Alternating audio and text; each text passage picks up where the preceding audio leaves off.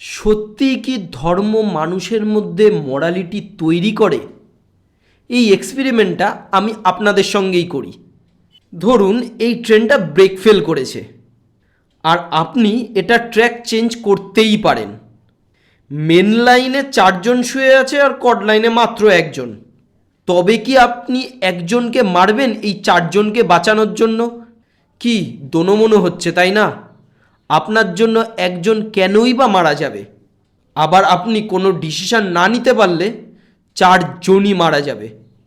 এবার আপনার জন্য এই ডিসিশন নেওয়াটা একটু ইজি করে দিই।